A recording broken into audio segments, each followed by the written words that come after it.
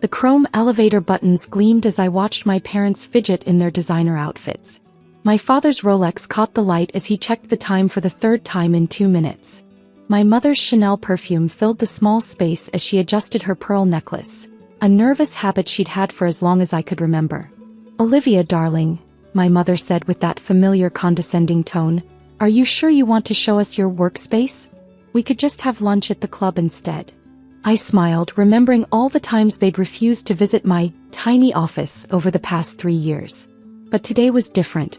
Today they'd practically invited themselves, worried about their precious family reputation after hearing rumors about my financial struggles from their country club friends. "You'll want to see this, Mom," I assured her, pressing the button marked He for Penthouse. "Penthouse?" My father scoffed. "I think you hit the wrong button, sweetheart. Your little tech company surely can't afford." The elevator smoothly ascended the Sterling Tower, one of the most prestigious buildings in the financial district. 3 years ago, when I left my father's investment firm to start my own tech company, they'd been horrified. "Madison and Sons has been our family legacy for generations," Dad had roared. The fact that I was a daughter, not a son, had never seemed to bother him until I wanted to run things my way. "Remember that startup I told you about?" I asked, watching the floor numbers climb. "The one you said would never work? That ridiculous AI investment platform?" Dad chuckled. "Don't tell me you're still throwing money at that pipe dream." Mom touched my arm. "Honey, there's still a position waiting for you at the firm. Junior VP, your father says. Much more suitable." The elevator timed at floor 15, where a young executive entered. His eyes widened when he saw me. "Miss Sterling," he exclaimed. "I didn't expect to see you today. The board presentation was incredible yesterday." My parents froze. Mom's hand dropped from my arm. "Thanks, Mike. How's the new trading algorithm performing?" "Revolutionary, ma'am.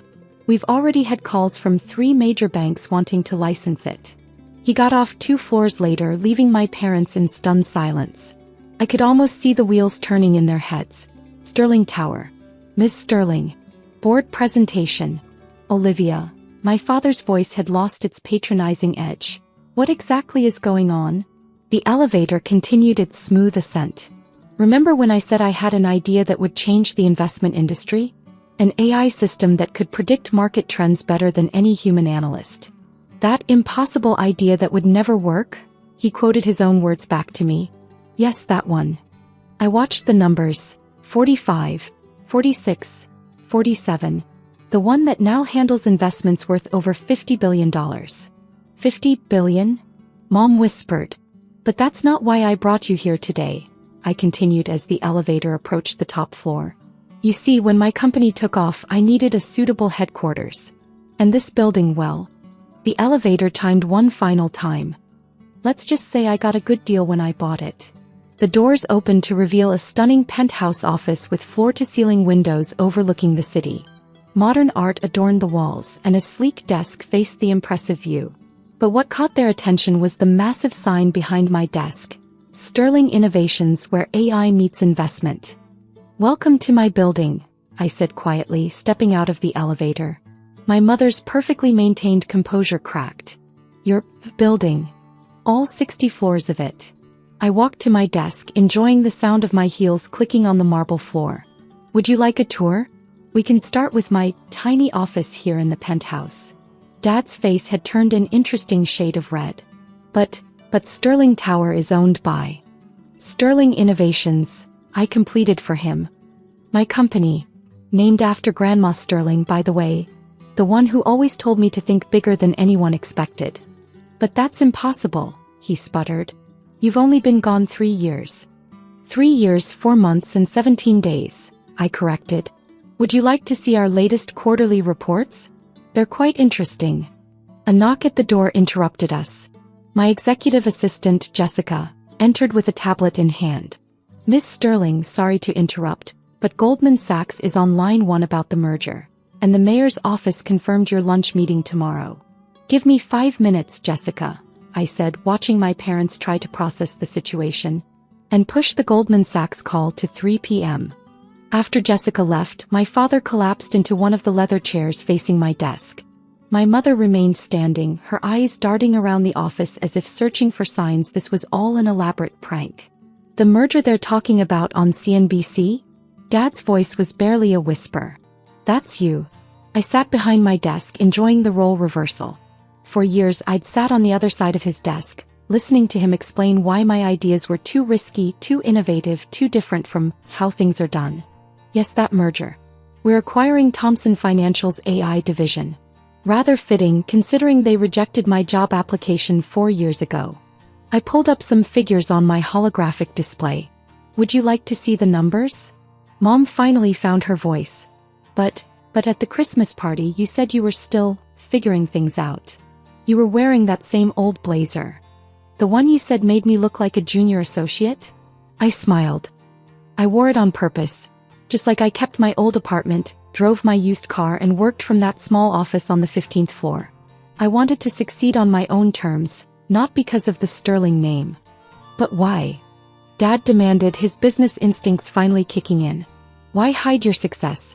Do you know how many connections we could have provided? The doors we could have opened. I leaned forward. That's exactly why, Dad. Every door at Madison & Sons was opened by you.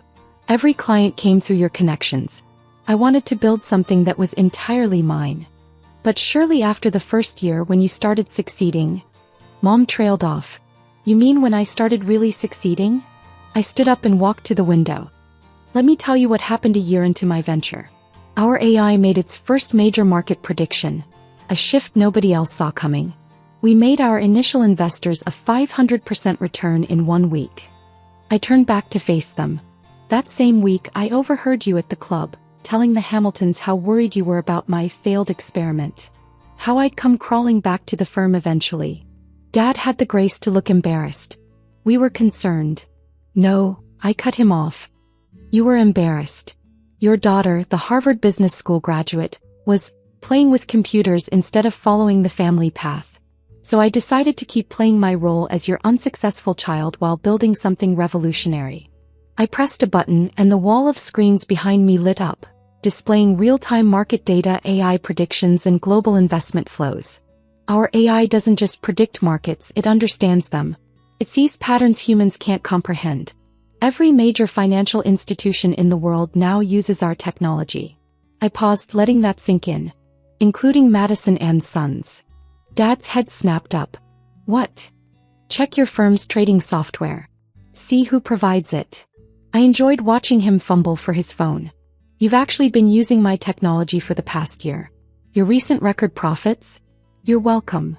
That's impossible, he muttered, but his face told me he was already connecting the dots. The Sterling algorithm, that's named after me, yes. Your chief technology officer was quite impressed when he found out who he'd been dealing with. He's been dying to tell you, but I made secrecy a condition of our contract. Mom sank into the other chair, her perfect posture crumbling. All those dinner parties where we tried to set you up with successful men, like Peter Thomson? I laughed. Whose company I'm now buying? Yes, those were particularly amusing evenings. A soft chime interrupted us. Jessica's voice came through the intercom. Miss Sterling, the board members are arriving for the quarterly meeting. And Mr. Thompson from the Times is here for your Forbes cover interview. The silence in my office was broken by the distant sound of helicopters. Probably the business news channels covering our merger announcement. My father was still staring at his phone, scrolling through article after article about Sterling innovations. My mother had given up all pretense of composure, her perfectly styled hair now slightly disheveled as she ran her fingers through it repeatedly. The board is waiting, I said, standing up. You're welcome to stay and watch if you'd like to see how your little girl runs a multi-billion-dollar company. Olivia, Dad's voice cracked. The market capitalization of your company, it's larger than Madison & Sons. 10 times larger actually, I corrected him. As of this morning's trading. The boardroom doors opened, revealing a stunning view of the city skyline and a table full of the most powerful people in finance. My parents followed me in, looking shell-shocked as CEOs and financial leaders greeted me with respect and deference. Ladies and gentlemen, I addressed the room, you might recognize my guests. Robert and Diana Sterling of Madison & Sons. They're here to observe. I caught several knowing smiles around the table. My secret had been well kept in high society, but within the financial world my identity had been known for months. Now regarding the Thompson acquisition. For the next hour, my parents watched in stunned silence as I led discussions about billion-dollar decisions, technological innovations and global market strategy. Their daughter, who they thought needed career guidance, was directing the future of global finance. As the board members filed out congratulating me on the merger, my father finally spoke up. "Why didn't you tell us?" he asked softly. "All this time we thought." "You thought what you wanted to think," I replied, gathering my papers. "That a woman couldn't succeed in finance without following the traditional path. That innovation was too risky. That AI was just a trend." "We were wrong," Mom whispered. "So terribly wrong. The funny thing is," I continued, walking to the window, "I tried to tell you. Remember that dinner 3 years ago? I explained how AI could revolutionize investment banking. You both laughed and changed the subject to the Hamilton Sons' new partnership." "I remember," Dad admitted. "I didn't understand half of what you were saying." "No, you didn't try to understand. There's a difference." The intercom buzzed. "Ms. Sterling, the Times interview." "Give me a moment, Jessica." I turned to my parents. "I have a cover interview to do. But before you go, there's something else you should know." I handed them a folder. Inside was an offer to buy Madison and Sons. "You're buying our company?" Dad's hands trembled as he read the documents. "Offering to market value plus 20%. Your choice." I straightened my jacket. "You can either join Sterling Innovations as a subsidiary, modernize with our technology and thrive, or continue competing against us with outdated methods." "You'd buy your own father's company?" Mom gasped. "Business isn't personal, remember? Isn't that what you always taught me, Dad?" He looked up from the papers, and for the first time I saw something new in his eyes. Respect. "When do you need an answer?" he asked, sounding more like a businessman than a father. "Take your time. We can discuss it over dinner. At my penthouse apartment in the building next door. The one you never visited because you thought I couldn't afford decent housing." My mother's eyes widened again. "You own that building too?" "Among others." I smiled. "Amazing what you can buy when your AI predicts market trends with 99.9% accuracy." Jessica appeared at the door. "The photographer is ready, Ms. Sterling." "Coming."